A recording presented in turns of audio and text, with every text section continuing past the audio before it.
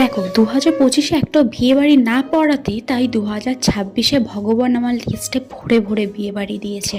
আর সেখানে যদি হয় বোনের বিয়ে, তাহলে বুঝতে পারছো আলাদাই একটা নিজের মধ্যে সোয়াগ সোয়াগ ভাব আসে। ভাই নিজের বোনের বিয়েতে গেছি, সেখানে তো আলাদা মাত্রায় নিজেকে সাজাতে হবে।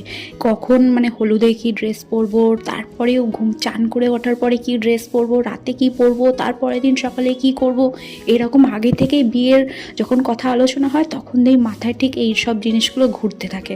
আর আমি তো বাজারে গেলেও লিপস্টিক পরে যাই, আর এইদিকে বরণডালা রাখতে গিয়ে এইদিকে যাইবো থুড়ি, যাইবো বলা ভুল, এত কম বয়সে যদি পিসামশাই পাওয়া যায় আর এত যদি মজাদার হয়, তাহলে তাকে কি আর পিসামশাই বলতে হয়, একটা দাদা দাদা ফিল আসে। যাই হোক, চলো বরণডালাটা রেখে যার বাড়িতে রাখতে গেছি সেই পিসিটার দাবি হলো নেচে দেখাতে হবে, তাই পিসামশাই মাথায় একটা কোকের বোতল নিয়ে বেশ সুন্দরভাবে একটা নাচ দেখালো। তারপরে চলে এলো বরণডালা, একে একে সবাইকে বরণ করে সেই সমস্ত জিনিস দিয়ে তারপরে যাব মেয়ের বাড়ি, মানে আমার ছোট বোনের বাড়িতে। এবার আমার বোনও তো মানে আমার মেয়েও দিব্যি নাচছে, মাসির বিয়ে বলে কথা। গিয়ে পৌঁছে দেখি গায়ে হলুদ কমপ্লিট, এবার ফটোশ্যুট ফুট হবে, তারপরে বসবে বৃদ্ধি করতে।